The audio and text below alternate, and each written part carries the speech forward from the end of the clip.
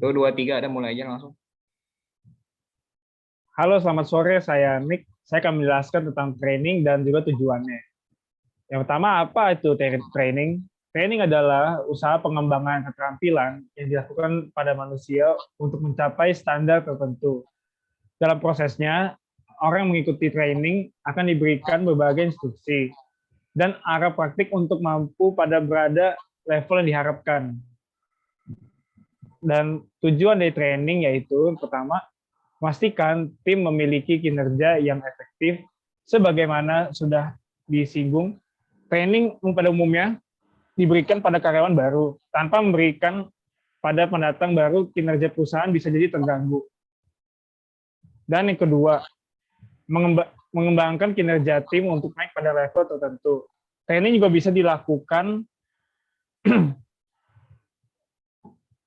ketika perusahaan memiliki target tertentu yang membutuhkan adanya peningkatan kapasitas dan kualitas tim. Ketika satu tujuan atau target ditetapkan, hal yang sangat krusial untuk membuat semuanya ada dan frekuensi sama dan mewujudkannya. Maka dari itu, pelatihan perlu dilakukan. Dan yang terakhir, ketiga, menyesuaikan tim dengan perubahan yang ada. Sifat kultur bisnis yang dinamis pasti meniscayakan perusahaan untuk menyesuaikan diri, baik dalam bentuk mengadopsi metode, strategi, cara, maupun teknologi baru. Bisa dilanjutkan oleh Aiko. Oke, di sini saya akan menjelaskan apa sih hospitality training. Saya ngejelasin itu karena yang materi yang bakal kita kasih itu hospitality. Hospitality training ini pelatihan yang bakal ngepelajarin keramah tamahan. Terus juga dasar-dasar dari customer service. Maksud dari customer service ini tuh kayak gimana sih cara kita ngangkat telepon dengan baik, dengan sopan, dan seperti itu. Terus juga kita bakal ngepelajarin nih, ngelayanin tamu tuh standarnya gimana ya. Nah, tujuan dari hospitality training ini pastinya buat kita mempunyai jiwa hospitality, terus juga ngebuat citra yang baik buat kita sendiri, terus juga ngebuat perusahaan. Nah, yang diajarin tuh apa sih?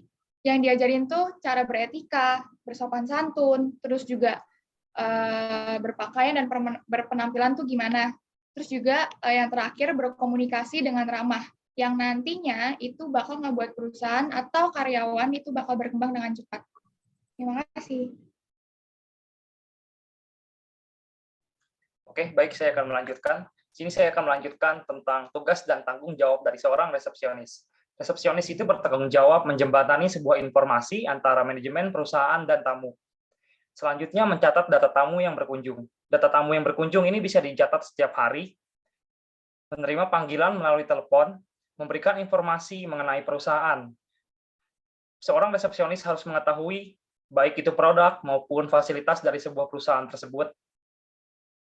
Menentukan kamar untuk para tamu. Jika terdapat para tamu yang ingin melakukan check-in, seorang resepsionis yang akan menentukan kamar di mana tamu tersebut akan tinggal, memberikan kunci atau kartu kamar, serta menindaklanjuti permintaan tamu. Jika terdapat tamu yang ingin meminta request, baik itu request makanan ataupun dekorasi kamar, tamu tersebut harus menghubungi resepsionis terlebih dahulu, lalu resepsionis akan menghubungi departemen terkait, dan terakhir membuat tamu merasa nyaman.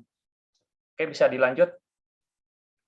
Baiklah, selanjutnya saya akan menjelaskan fasilitas-fasilitas apa yang akan didapatkan oleh peserta selama dia melakukan training selama 6 bulan. Yang pertama itu peserta ini mendapatkan seragam yang nantinya bisa diambil di petugas laundry dan juga setelah pemakaian selesai bisa dikembalikan lagi ke petugas laundry. Selanjutnya itu ada makan siang, peserta mendapatkan makan siang. Dan ada juga di tempat bersantai yang bisa dihuni oleh peserta training ketika ia sedang beristirahat. Setelah itu ada locker dan fasilitas untuk mandi setelah selesai kerja. Dan peserta training ini juga mendapatkan uang saku 500.000 selama 1 bulan. Selanjutnya bisa dilanjutkan, silakan. Sekarang saya akan menjelaskan mengenai SOP dalam pekerjaan. SOP adalah prosedur yang dapat dilakukan oleh karyawan supaya dapat bekerja sesuai dengan keinginan atau sesuai dengan berlakunya perusahaan. Tujuan dari SOP ini adalah yang pertama untuk meminimalisir kesalahan supaya karyawan dapat mengikuti dan paham mengenai apa saja yang perlu ia lakukan. Kemudian karyawan dapat lebih mudah mengetahui tentang pekerjaan mereka dan bisa meminimalisir kesalahan yang terjadi. Kemudian karyawan baru dapat lebih mudah untuk beradaptasi, supaya dapat mengetahui hak dan tanggung jawab mereka. Kemudian dapat membantu perusahaan dalam mencapai target. Sekian adalah penjelasan. Silakan jika ada ingin pertanyaan.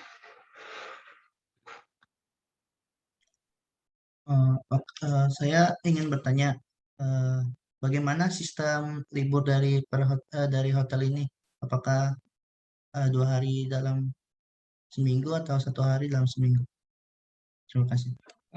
Baiklah, saya akan mencoba menjawab. Jadi sistem kerja di hotel kami ini menggunakan sistem 5-5-2, jadi 5 hari kerja dan 2 hari libur. Ada lagi? Selain itu, tadi yang dibilang fasilitas yang dapat itu ada tempat untuk bersantai, lalu ada tempat untuk mandi. Apakah ada tempat untuk beristirahat juga, seperti kamar? Kalau untuk mes di hotel kami tidak, hanya itu saja, tempat untuk mandi dan tempat untuk bersantai selagi istirahat. Ada lagi? Yang terakhir saya ingin bertanya, tadi kan mendapatkan 500.000 ya uang saku. Apakah itu nanti akan mendapatkan bonus lagi atau tidak ya? Kalau dari pihak hotel, kami hanya memberikan 500.000 itu saja sebagai uang saku peserta training dan tidak ada bonus-bonus lainnya. Oke. Terima kasih. Udah.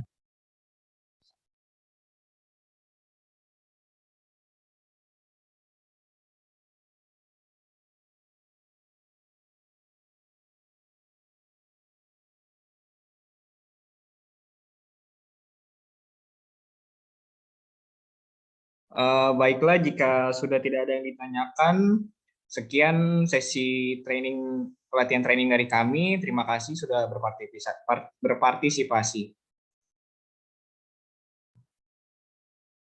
Dan dipersilakan untuk live Zoom. Oke, terima